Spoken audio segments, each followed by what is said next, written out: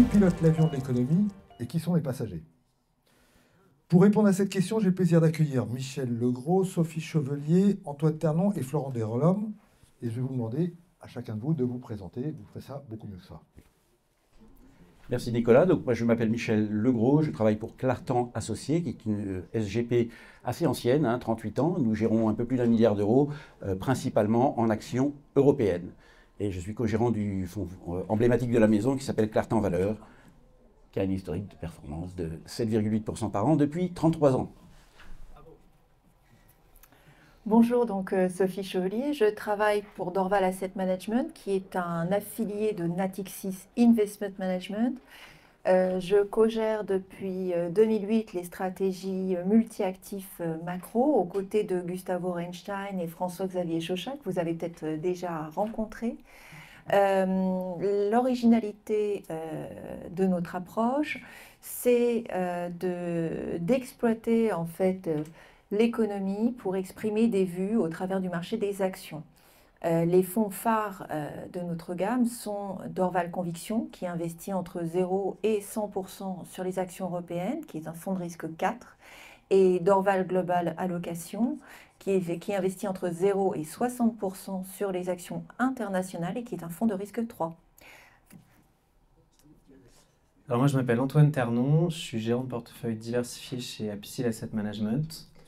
En fait, ça concerne une gamme d'OPC ouverts profilés, assez standards, pour lesquels on vient nourrir des convictions macro et qu'on vient implémenter dans nos fonds avec une certaine granularité. Donc, c'est des fonds multi-assets, multi-instruments, pour lesquels on va dire qu'on vient jouer les convictions de la maison. C'est le véhicule clé pour jouer ça. Bonsoir, Florent Delorme, MNJ Investments. Donc, je suis stratégiste au sein de cette société britannique qui gère 400 milliards d'euros et qui propose une gamme de produits vaste avec une dominante sur la gestion obligataire, la gestion action, la gestion diversifiée et puis le non-coté qui est une classe d'actifs qui intéresse de plus en plus nos clients. Bien, merci. Donc, si on revient à notre histoire d'avion, qui pilote l'avion de l'économie et qui sont les passagers? Si on extrapole cette question à la gestion des actifs, où les gérants doivent en permanence s'adapter à tout un tas d'analyses, parfois très contradictoires pour se positionner pour l'avenir, on est en droit de se demander comment vous faites pour trier toutes ces contradictions, sans pour autant éliminer les scénarios improbables, voire imprévus, et qui finalement deviennent parfois réalité.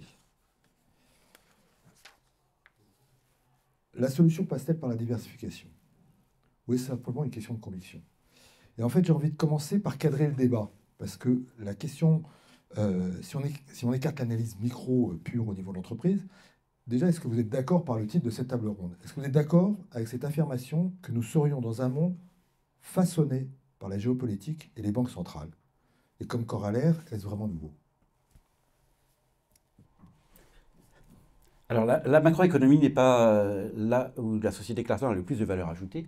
Néanmoins, bien évidemment, il y a un impact de la politique des banques centrales sur les marchés. Alors, en termes simples, nous avons une vue assez consensuelle sur la politique monétaire européenne où nous attendons à des baisses de taux régulièrement sur les trimestres qui viennent, peut-être un peu moins aux États-Unis, mais nous pensons que les conditions sont quand même là pour la réaccélération de l'économie européenne sur une base relativement faible, mais qui va aller dans le bon sens. Le deuxième point sur lequel moi je souhaiterais insister, c'est le fait que l'économie se porte plutôt bien des deux côtés de l'Atlantique et nous avons des niveaux d'emploi qui sont, pour simplifier, records avec une hausse des revenus des ménages. Et comme les revenus des ménages, comme les ménages constituent à peu près 70% du PIB, il n'y a pas de raison d'attendre un effondrement de l'économie dans les trimestres qui viennent. Et comme vous le savez très certainement, les marchés financiers suivent très simplement l'évolution des résultats des entreprises. Et comme les résultats sont attendus en hausse cette année et l'année prochaine, il n'y a pas de raison d'être particulièrement noir sur les perspectives boursières à horizon quelques trimestres. Et la géopolitique? Alors pour la géopolitique, je dirais que du côté européen, nous avons plutôt l'espoir de quelques bonnes surprises, puisque après une période un petit peu compliquée depuis quelques années, nous pourrions avoir de très bonnes surprises, d'abord avec les élections allemandes, et peut-être, qui sait, la résolution partielle au moins du conflit ukrainien, et ceci serait de nature à apaiser une angoisse profonde qui a fait quitter l'Europe à de nombreux investisseurs. Donc ce sont plutôt des bonnes surprises que nous attendons en Europe, mais nous n'avons pas besoin de cela pour un bon marché. Donc c'est vraiment un scénario assez constructif qui peut être encore meilleur si les choses se passent bien. Oui, non, alors pour répondre peut-être un petit peu plus directement à la question, oui, banque centrale, géopolitique, c'est entre guillemets au cœur des éléments qu'on est amené à analyser pour mettre en place un scénario, pour construire une allocation d'actifs. Donc, il y a vraiment deux éléments. Il y a d'un côté l'économie, et c'est vrai que l'économie, c'est quelque chose qui peut s'analyser, s'anticiper avec plus ou moins de succès, puisqu'on a toujours effectivement des surprises. Et c'est là, en fait, qu'on va vraiment travailler cette construction des allocations, qu'on va identifier les principaux risques, rechercher des sources de diversification, des sources de protection pour nos allocations. En revanche, la géopolitique est quelque chose de plus imprévisible. Donc, on va souvent être amené à réagir. C'est une politique et c'est une démarche d'appréhension qui est différente. Mais alors, en revanche, enfin, en tout cas, mon expérience de la géopolitique au fil des années, c'est qu'il ne faut pas non plus surréagir. C'est souvent beaucoup de bruit. Il y a beaucoup d'éléments qui sont constitutifs et qui font beaucoup de bruit. Donc, disons qu'on peut essayer d'anticiper un certain nombre d'événements, et puis parfois, quand l'extrême survient, alors oui, effectivement, il faut s'adapter. Mais en moyenne, l'expérience nous apprend qu'il ne faut pas trop surréagir non plus.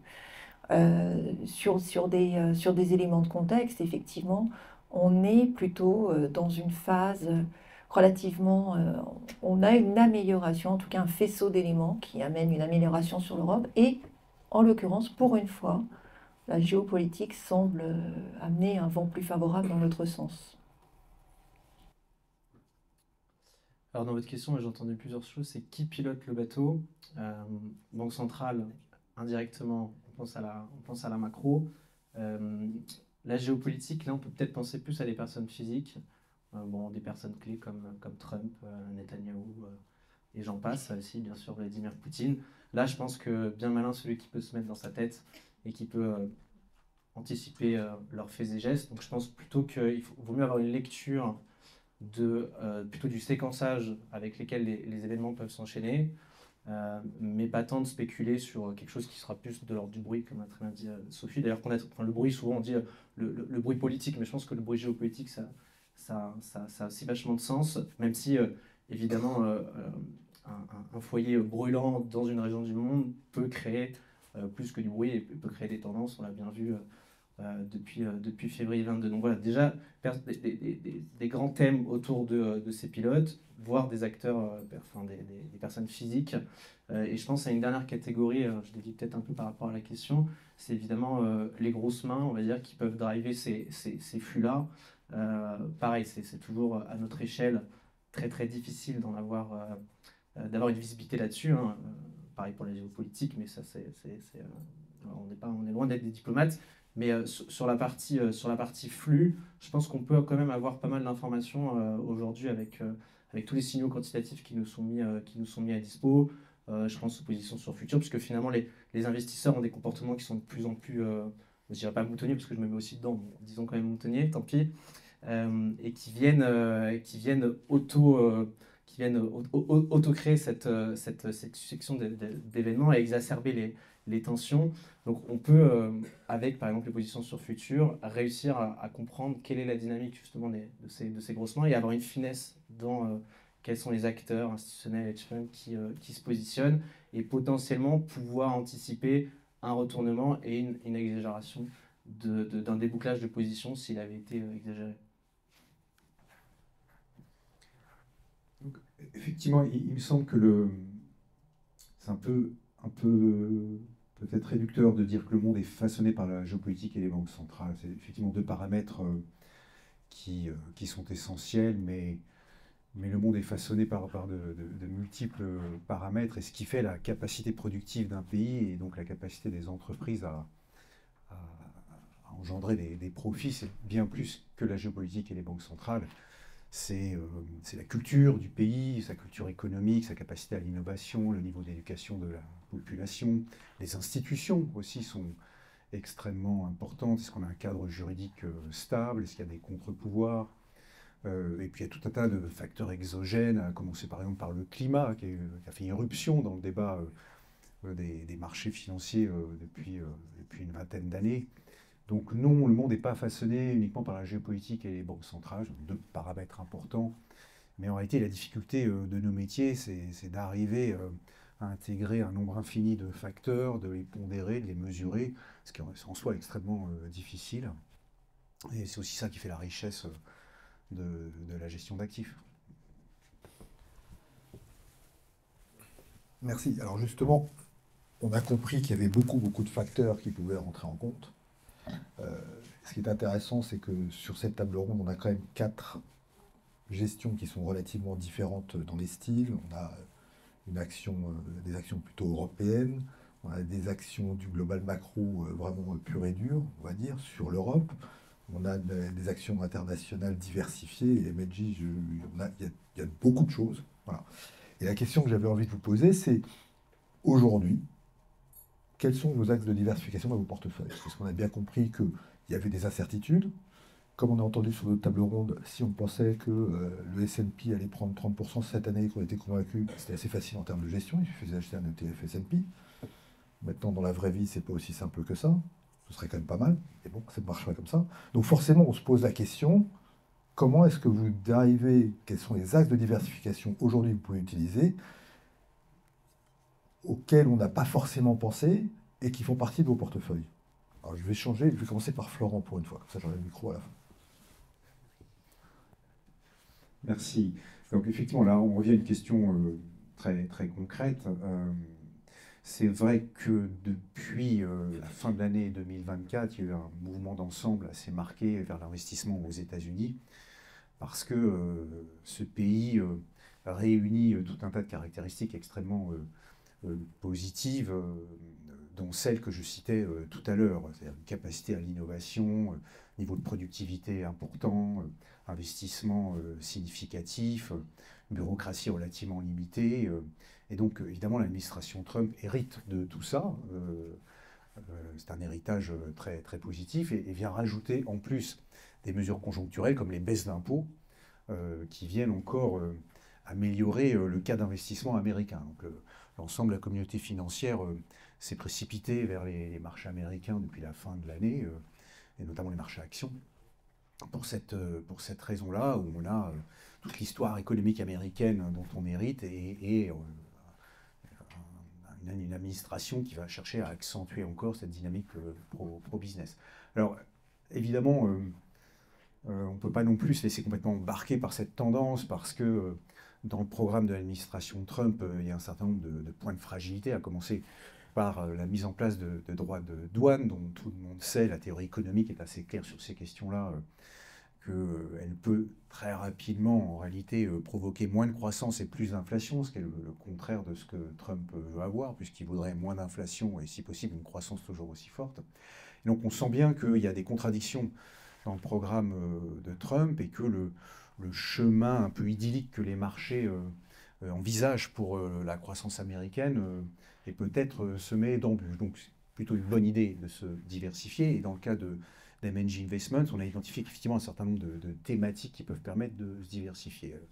Donc je vais être assez bref maintenant. La première thématique à laquelle on pense, évidemment, les actions européennes, et de ce point de vue-là, on a bénéficié à plein du rattrapage de ces marchés en janvier 2025, parce que les actions européennes, contrairement à ce qu'on peut penser intuitivement, ne dépendent pas exclusivement de l'économie européenne, dont on sait qu'elle est assez moribonde, mais les grandes multinationales, on investit plutôt sur les grandes caps, ont depuis longtemps diversifié leur activité hors de la zone euro, et ont même des implantations industrielles un peu partout dans le monde, donc finalement ont des chiffres d'affaires assez peu dépendants de l'activité dans la zone euro. Donc les actions européennes restent pour nous un axe de diversification important. Ensuite, on est revenu de manière un peu plus significative sur la dette émergente, qui était déjà un axe de diversification, mais il nous semble que cette classe d'actifs a été très délaissée, notamment dans le cadre de cette espèce de ruée vers l'or américain, où tout le monde voyait le dollar très élevé, donc ce n'était pas le moment d'aller vers la dette émergente. On pense que là, on a des devises émergentes qui sont suffisamment affaiblies, des niveaux de rendement sur les dettes émergentes qui sont très élevés maintenant, notamment au regard de l'inflation dans ces pays. Donc la dette émergente est à l'évidence une diversification possible.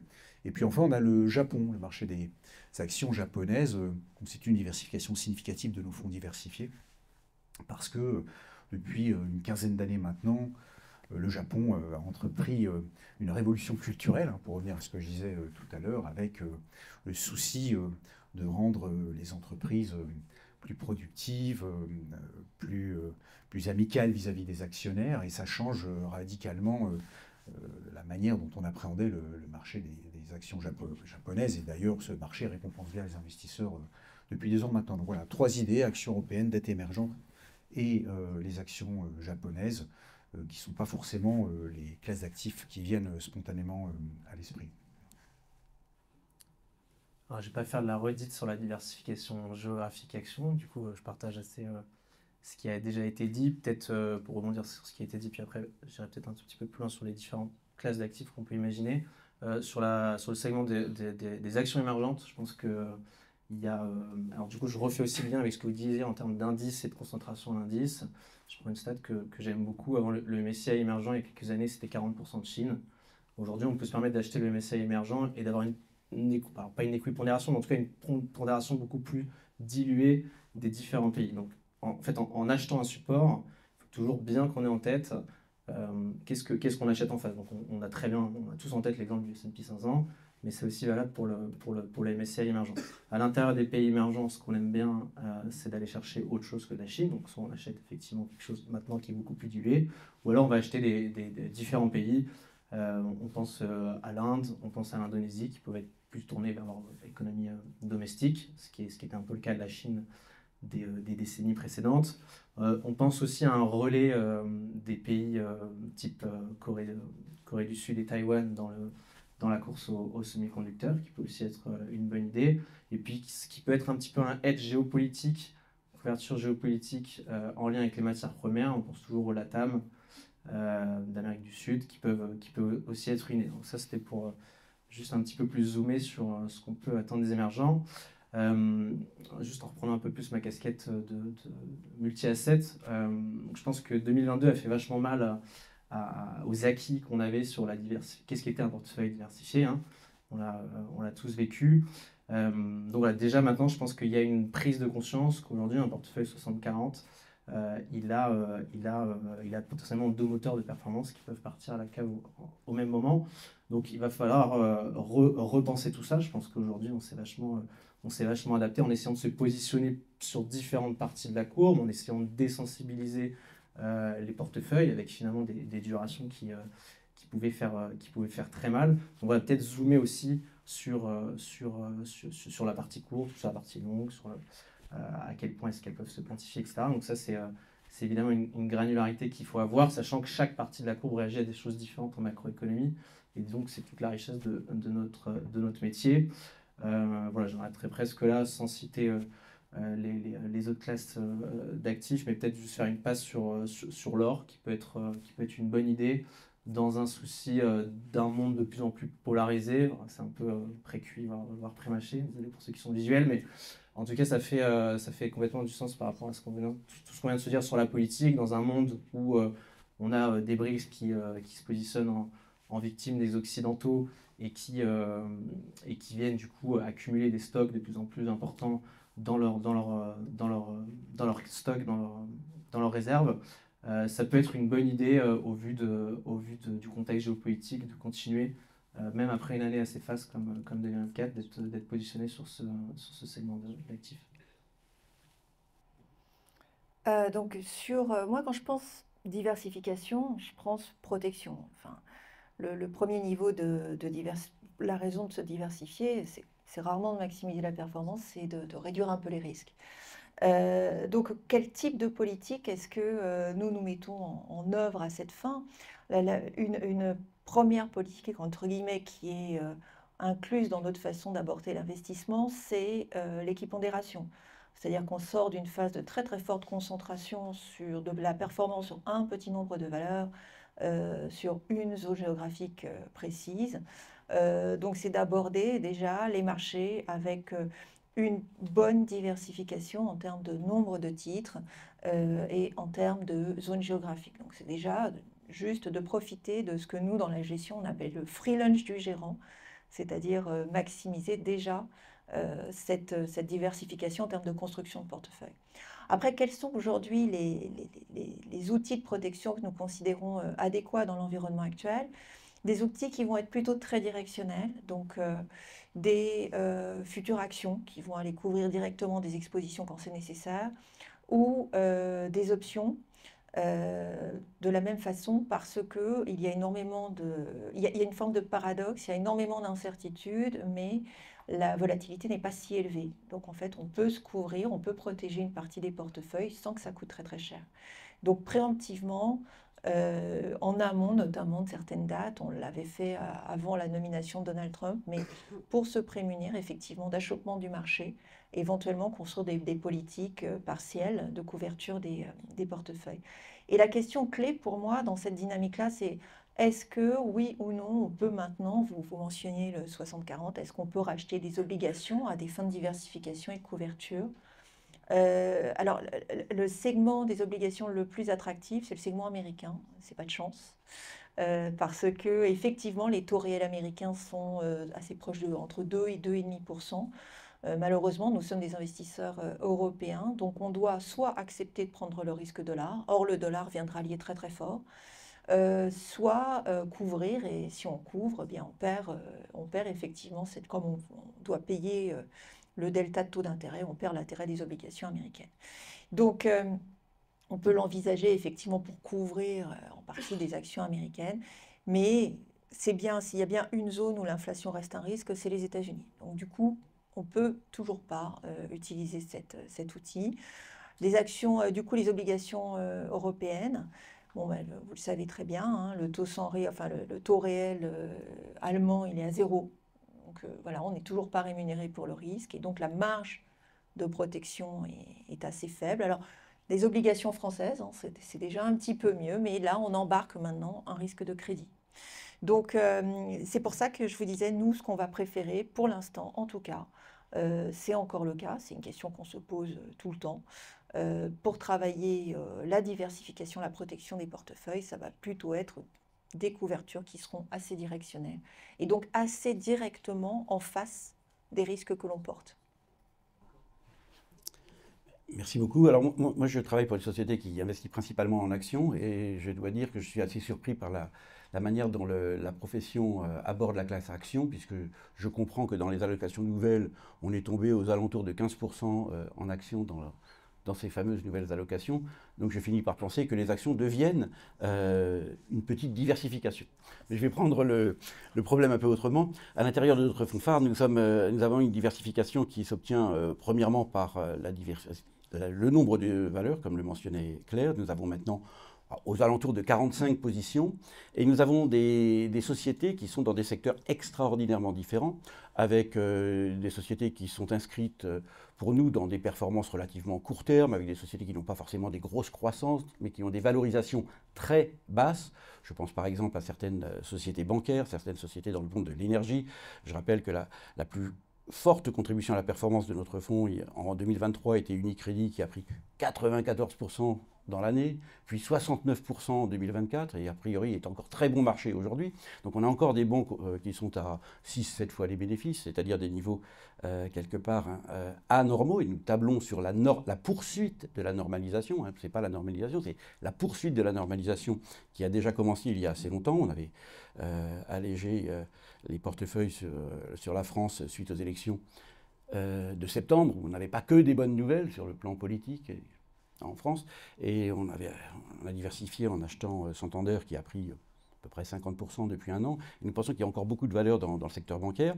Et puis nous avons des secteurs de croissance, on va dire modérée, solide, modérée, avec des leaders mondiaux, des sociétés dans des secteurs très différents comme EssilorLuxottica dans les lunettes et tout ce qui concerne la vue, avec toutes sortes de produits et services. On a un des leaders dans l'habillement avec Inditex, ou bien des secteurs comme la construction avec des sociétés comme Sika en particulier.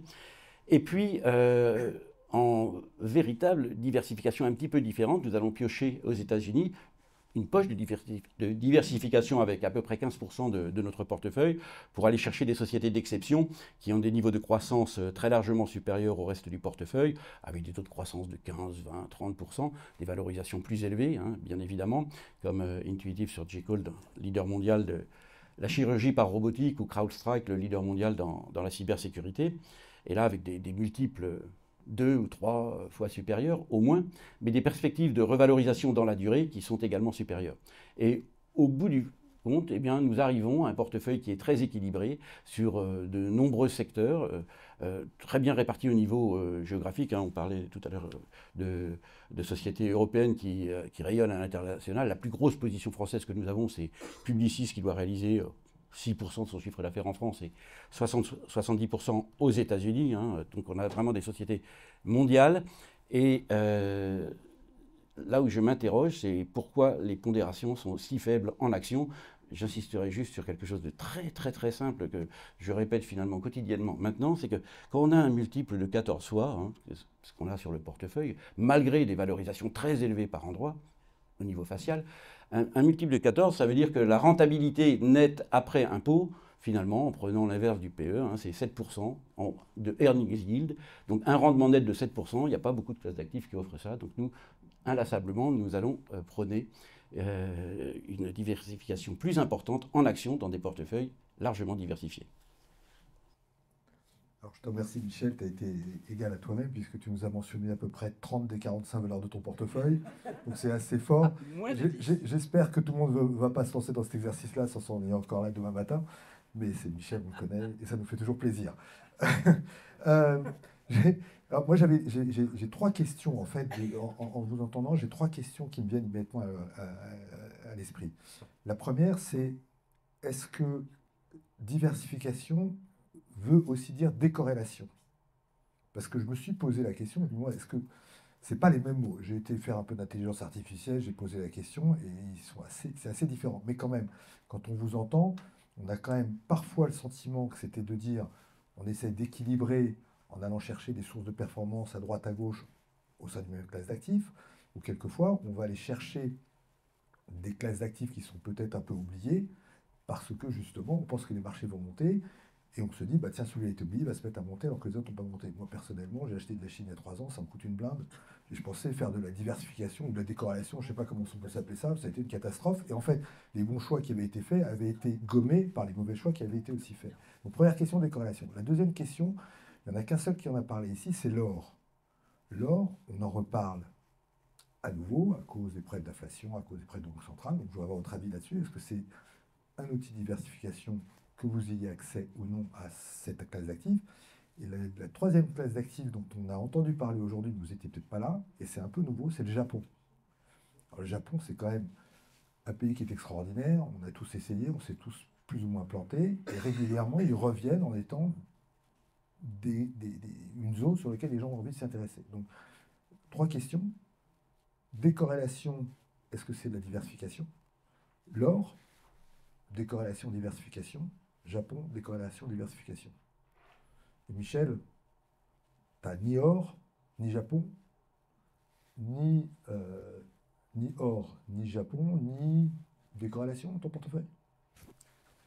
Alors sur le Japon, je ne m'aventurerai pas à dire beaucoup de choses, mais il est certain que le Japon a énormément changé depuis une trentaine d'années.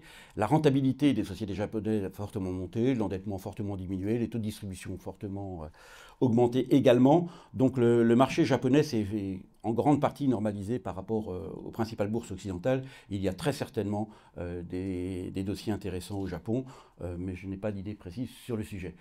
Pour l'or, chez Clarton Associates, on n'est pas des grands fans de l'or dans la durée. L'or n'offre pas de rendement intrinsèque et nous sommes nous ne sommes pas désireux de changer nos prospectus pour inclure cette classe d'actifs du tout. Quant à la corrélation, ce que je préfère dire en termes généraux, c'est que malgré l'appétit féroce sur la décorrélation et le souhait des investisseurs d'aller sur des stratégies long-short, nous préférons rester corrélés par rapport à quelque chose qui monte de 7 à 10% par an. Je ne vois pas pourquoi on veut être décorrélé de ça. J'adore la réponse. Oui, alors la décorrélation et la diversification, c'est pas du tout la même chose. Et moi, je partage tout à fait ce point de vue. Hein. Dans la durée, il faut faire des actions. Mais pourquoi c'est pas la même chose? Parce que vous l'avez expérimenté sur la Chine, mais vous pourriez l'expérimenter aussi sur l'or. Quand il y a un stress important, il y a une recorrélation. Et c'est quelque chose qui est pratiquement inanticipable. C'est-à-dire que des actifs qui peuvent paraître décorrélés en régime normaux, entre guillemets, se recorrèlent en phase de stress. Et c'est pour ça d'ailleurs qu'il y a beaucoup de gestions décorrélées qui ne le sont jamais au moment où on en a besoin. Donc, et c'est pour ça que parfois, quand on a besoin de se protéger, il faut juste se protéger. Pas essayer de se décorréler parce que la plupart du temps, ça ne marche pas. Voilà, alors ça dépend de la source du choc. Et c'est ça, je pense que c'est vraiment l'élément clé à retenir. L'or, l'or c'est super, moi c'est pareil, c'est un actif qui n'offre pas de rendement, mais du coup comme il n'offre pas de rendement, il n'a pas de flux, je ne sais pas l'actualiser, donc je ne sais pas combien il vaut. Donc il vaut l'appétit des gens qui sont prêts à l'acheter. Et ça dépend des environnements. Alors, en général, on dit la guerre, l'inflation, la déflation. En fait, il y a une telle liste. Donc je pense que c'est plus que toute autre chose, c'est un problème de point de départ, de momentum. Et c'est quelque chose qui est, bien entendu, pour nous, difficilement définissable. C'est effectivement une diversification, mais qui ne vous assurera pas une décorrélation. Point. Et voilà, mais c'est une diversification, indéniablement, et qui va répondre à des stimuli qui sont différents potentiellement, mais pas une décorrélation. Et la dernière question, c'était le Japon. Alors le Japon est en train de vivre quelque chose d'assez exceptionnel et d'assez inattendu, c'est la sortie de la déflation. Voilà. Ça change tout pour le Japon, ça change tout pour la Banque centrale japonaise, la banque du Japon, qui a entrepris plusieurs grands chantiers. Un des grands chantiers, bien sûr, c'est de sortir de la politique de taux négative, ce qui est très positif sur les banques. Donc nous, on aime aussi bien les banques européennes, on en a beaucoup en portefeuille, on a aussi beaucoup de banques japonaises, puisqu'elles ont une configuration qui est un peu comparable. Elles ont été victimes nationales pendant plusieurs années, puisque c'est impossible pour une banque de gagner de l'argent quand les taux sont négatifs. Voilà. Donc là, elles sont en train de reconstituer un potentiel de performance qui s'est déjà matérialisé depuis 1 ou 2 ans. Donc ça, c'est effectivement un vecteur qui est très très intéressant. Le Japon est en première ligne du tourisme chinois, mais pas que, à tel point qu'ils vont être obligés de réinvestir en infrastructure parce que maintenant, ils se rendent compte qu'ils ne sont pas suffisamment construits pour accueillir la quantité de touristes qui est appâtée, qui est intéressée par la culture japonaise, que ce soit les jeunes par la culture des mangas ou que ce soit les gens de tous âges par la richesse de la culture japonaise. Donc il y a un renouveau touristique du Japon qui est absolument impressionnant. Et dernier point, il y a une prise de conscience très forte de quelque chose qui avait beaucoup gêné les investisseurs internationaux, qui est la gouvernance. Les Japonais ont pris à bras le corps le sujet de la gouvernance, avec des initiatives qui peuvent nous surprendre, mais une qui est assez rigolote, c'est que la bourse japonaise a demandé aux entreprises qui se payent moins d'une fois la valeur des actifs de remonter leur valorisation. Donc, si votre price to book, donc votre prix sur la valeur des actifs est inférieur à 1, ça ne va pas du tout, il faut faire quelque chose. Donc ça passe effectivement par beaucoup de mesures de corporate governance, changer complètement la philosophie de gestion des perspectives, déboucler les participations croisées, etc. Tout un tas de choses qui auparavant étaient très très bloquantes pour les investisseurs internationaux. Donc vraiment une infrastructure de marché qui se repense très profondément. Un marché qui sort de la déflation, une consommation qui est plus positive, une croissance du salaire réel des ménages, ce qui est quand même effectivement assez inédit. Et des entreprises, alors là on parlait des très belles multinationales européennes, on ne compte pas les très belles multinationales japonaises. Il y en a énormément. Si vous avez des enfants, vous connaissez tous Nintendo. Je pense que ça ne vous aura pas échappé, mais il y en a plein d'autres. Et puis, il ne vous aura pas non plus échappé que dans le partenariat Stargate lancé par Donald Trump, un des principaux partenaires, c'est SoftBank, qui est un des premiers investisseurs japonais. Donc voilà, donc il y a effectivement beaucoup de choses à faire sur ce marché-là qui est intéressant. Alors, dans l'ordre des questions, hein, on pourrait essayer de faire des liens les unes avec les autres, mais entre corrélation et diversification, derrière corrélation, j'entends le calcul mathématique sur la base d'un historique qui n'est pas si profond finalement quand on prend l'ensemble des données dispo, pas si profond parce qu'il y a dans les stress tests couramment que nos équipes de risque nous soumettent, il n'y a pas tant de stress tests historiques qu'on peut utiliser, sachant que plus ils sont lointains, à mon sens, moins ils ont, plus ils sont déconnectés du contexte dans lequel on vit. Donc 2022 est devenu, on va dire, un nouveau stress test historique de par la guerre en Ukraine, mais aussi parce que je fais lien avec ce que j'ai déjà dit tout à l'heure, de par cette recorrélation des actifs qu'on croyait diversifiants. Donc je pense que là-dedans, il faut mettre un peu de bon sens pour aller essayer de chercher, non pas sur la base de constats historiques, mais essayer de chercher des nouvelles idées qui pourraient justement diversifier nos portefeuilles. Alors, sur l'or, je suis complètement d'accord, et pour essayer de plutôt nous mettre tous d'accord sur le fait que ce n'est pas de valeur intrinsèque, mais que ça a sa place dans un portefeuille, je pense qu'il faut le voir comme quelque chose déjà avec une pondération très limitée et quelque chose sur lequel il faut être capable de faire vraiment du on-off, parce qu'il y a quand même un vrai côté momentum, hein, ça je pense que c'est indéniable, et donc être capable de prendre ses profits et pas de le voir comme un truc à conserver coûte que coûte dans une allocation diversifiée. Deuxièmement, nos prospectus ne nous permettent, j'ai parlé de l'or, mais ne nous permettent pas d'investir sur l'or physique directement. Donc on vient investir sur des minières aurifères. Et je pense que là-dessus, du coup, on a une composante action, mécaniquement, avec une composante indirecte ou très directe liée à l'once d'or. Voilà, je pense que c'est une manière de concilier les deux. Sur le Japon, alors j'entends complètement tout ce qui a été dit sur le côté chérir, enfin de la part des autorités de chérir de plus en plus les actionnaires, de la part des bourses, essayer de réattirer les capitaux. La bourse de Tokyo a connu une vraie refonte.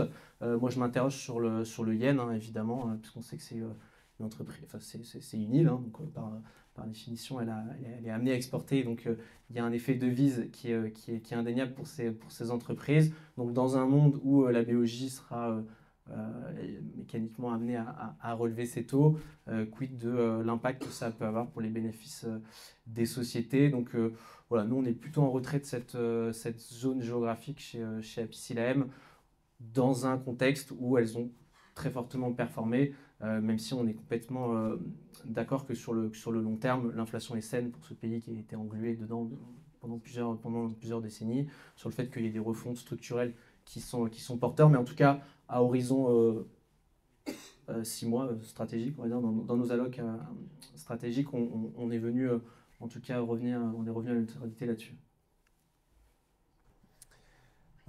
Diversification des corrélations, on essaye de faire en sorte que la diversification soit source de décorrélation. Notre direction des risques propose des modèles qui cherchent à évaluer les décorrélations au sein même de nos portefeuilles. Bon, comme ça a été indiqué, tout ça est évidemment sujet à débat, puisque c'est basé sur des corrélations historiques dont on s'aperçoit qu'elles ne sont pas forcément stables dans le temps.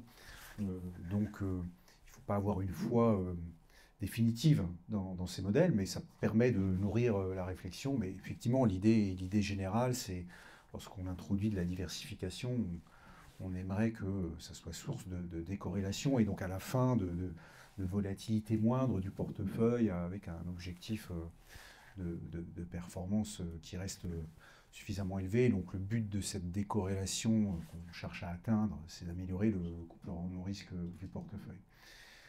Sur la question de l'or, effectivement, c'est une classe d'actifs qui, dans un portefeuille diversifié, conserve sans doute un intérêt. Le mouvement de fonds qui qui nourrit la hausse de l'or depuis une quinzaine d'années, c'est effectivement la perte de confiance dans les grandes monnaies internationales à l'issue de la crise de 2007-2008 et des recours massifs au quantitative easing, évidemment aux États-Unis, mais aussi dans la zone euro. Il est clair que ça interpelle les observateurs du marché, ce recours significatif à l'impression monétaire et donc ce débasement des monnaies. Et on voit bien que même quand le dollar a vu ses rendements monter fortement, comme ça a été le cas ces dernières années, l'or n'en a pas souffert, alors que normalement, lorsque les taux d'intérêt sur le dollar montent très fortement, l'or doit subir un coup d'arrêt assez significatif dans sa progression. Donc on voit bien qu'il y a une inquiétude de fond sur ces monnaies qui crée une dynamique positive pour l'or.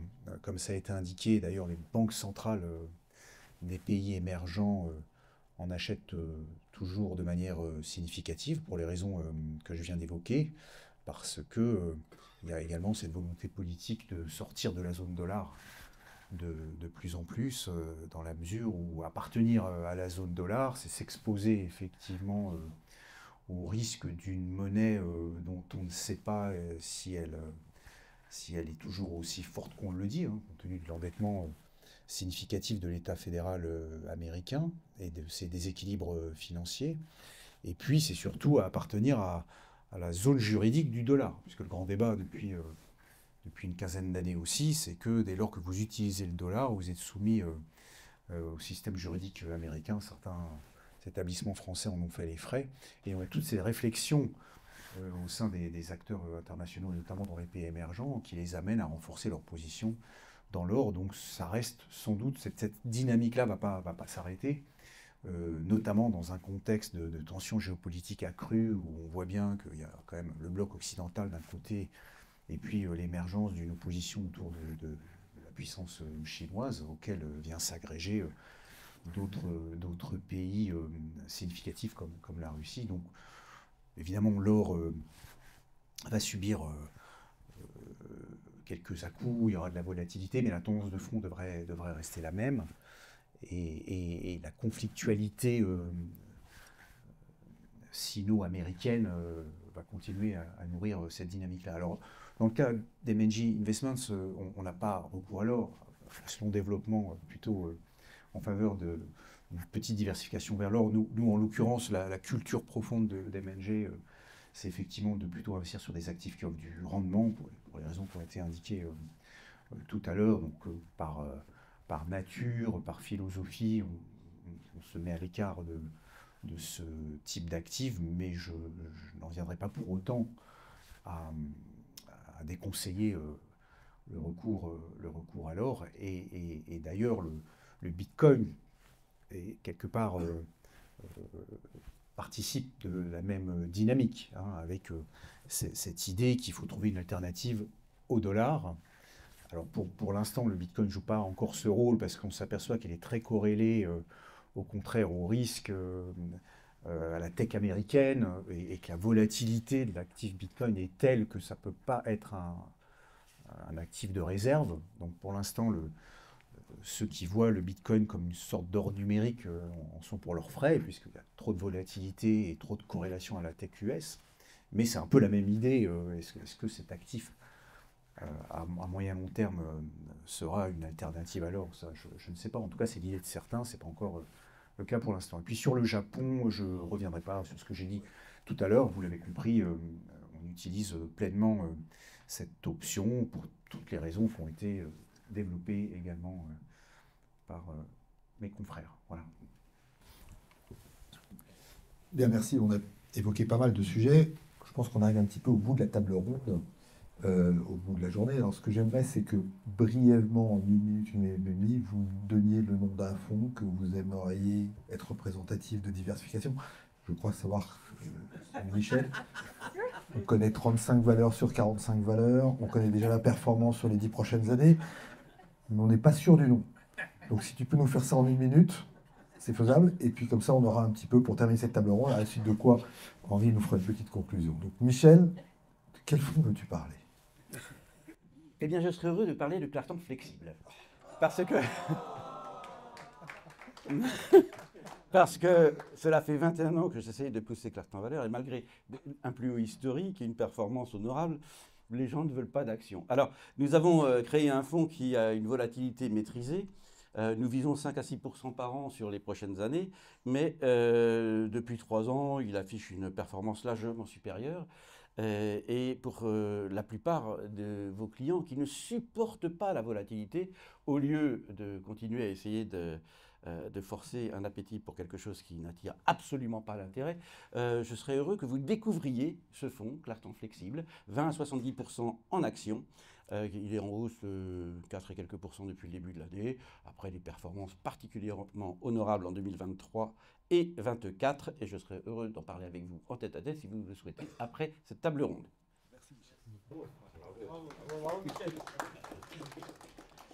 Donc si on parle diversification, moi je vais plutôt vous parler d'un fonds international, donc le fonds Dorval Global Allocation, qui est un fonds que j'ai lancé en 2008 et que je co-gère depuis lors. Pourquoi? Parce qu'il est très probable qu'une partie importante de vos clients ait la majorité de leurs actifs dans des actifs en euros, et que donc quand on a les actions sont une opportunité effectivement de sortir de la zone euro et de s'exposer à d'autres types de risques, sans toutefois que ce soit un gage de décorrélation. C'est un fonds donc, qui peut investir entre 0 et 60% en actions internationales, et la diversification dans ce fonds est maximisée par le phénomène d'équipondération. Donc les convictions dans ce fonds ne s'expriment pas par une valeur par rapport à une autre, mais plutôt par un thème par rapport à un autre. Et dans les grands thèmes que nous travaillons en ce moment, donc j'ai parlé des financières européennes et japonaises qui ont été une locomotive extrêmement forte l'année dernière et encore cette fois depuis le début de l'année. Je mettrai aussi en avant l'idée des nouveaux CAPEX, donc des nouvelles dépenses d'investissement. Ça comprend bien entendu l'intelligence artificielle, mais pas que. Un des moteurs de performance très forts a été aussi l'électrification, parce que c'est bien gentil de faire de l'intelligence artificielle, de faire de la transition énergétique, d'avoir des voitures électriques, etc. Mais donc ça implique d'investir énormément dans l'électrification. Et là, il y a des très belles valeurs, que ce soit en Asie, que ce soit aux États-Unis, que ce soit en Europe. Et un des derniers thèmes qui est un thème un petit peu joker, c'est le retournement de la production manufacturière mondiale, puisque là, on a un creuset de valeur sur les cycles courts qui sont assez décotés et qui, en phase de stabilisation, de fin de déstockage post-Covid et éventuellement de retournement progressif de l'activité, pourraient maintenant réaccélérer et prendre le relais, effectivement, en termes de performance à l'international. Et là, il y a aussi pléthore d'acteurs à aller chercher. Donc, il y a beaucoup de choses intéressantes à faire. C'est un fonds qui a vocation effectivement à réaliser une performance de 5 à 6% dans la durée, avec une volatilité qui se balade également aux alentours de 5 à 6%. C'est un fonds qui a été assez régulier, qui a un très long track record, donc je vous invite à le regarder. Merci. C'est l'instant promo alors. C'est la minute promo. On n'est pas venu pour rien. Non, moi j'avais envie de parler de stratégie monde. Alors je ne peux pas me targuer d'avoir lancé le fonds en 2008, mais en tout cas la stratégie existe depuis, un petit peu, depuis 12 ans. Donc voilà, c'est un fonds à dominance action qui reste un fonds multi-asset et pour lesquels on a aussi une batterie d'instruments utilisables. C'est un fonds 80-20, donc voilà, ça nous donne cette latitude d'aller faire autre chose que de l'action, mais structurellement, on est tous en ligne pour dire qu'il y a plus de rendement à aller sur cette classe d'actifs-là et à être exposé en proportion plus élevée. C'est un fonds qui avait été pensé pour être 50% action, 50% World, 50% MU. Bon, donc dans 50% World, on peut quasi dire qu'on a la plupart des actions US. Donc c'est un fonds qui, voilà, vu la perf des marchés US, contrairement à certains de nos confrères qui ont fait le choix d'être plus local, c'est un fonds qui a un track intéressant et sur lequel on capitalise et on essaye de garder cette vision worldwide, internationale, monde, pour voilà, rester dans cette mouvance-là, dans cette ADN-là. Donc vous l'avez compris, l'idée c'est de déployer les convictions de l'AM avec une granularité un petit peu plus fine que ce qu'on va proposer à nos clients en assurance vie. Donc on va décliner en fait l'allocation avec des supports plus précis, des vues sectorielles plus précises, des vues sur différents segments de la classe obligataire. Donc l'équipe s'occupe de déployer ça d'une manière assez top-down, pour lesquelles on va s'arrêter sur un niveau sectoriel minimum. On n'est pas du tout des piqueurs dans l'âme. Pour autant, je pense que c'est important. On a parlé de diversification de classes d'actifs, instruments, mais je pense que c'est aussi important de diversifier les philosophies de gestion. Donc même à l'intérieur de ce véhicule-là, on a aussi consacré une petite poche, et pourtant ça peut être paradoxal parce que je suis plutôt sensible macro, une petite poche de fonds actions actifs en opposition à la partie ETF ou en tout cas tous les fonds benchmarkés qui sont plutôt purs à l'intérieur. On a conservé une volonté de diversifier aussi les philosophies de gestion jusque-là parce qu'il y a des écarts, il y a des grands écarts sur des secteurs et on peut aller dénicher des choses intéressantes. Donc voilà, après, dans le cadre d'une allocation plus globale, nous on le positionne comme un produit un petit peu cœur, un petit peu latent, d'une manière de déléguer finalement la prise de risque et la reprise de risque par rapport au marché pour nos clients qui n'ont pas forcément la souplesse ou la possibilité d'être aussi réactifs, d'aller aussi loin en granularité. Et puis autour de ça, on propose toujours à nos clients d'aller chercher des thématiques plus satellites pour compléter avec des choses qui leur sont plus propres.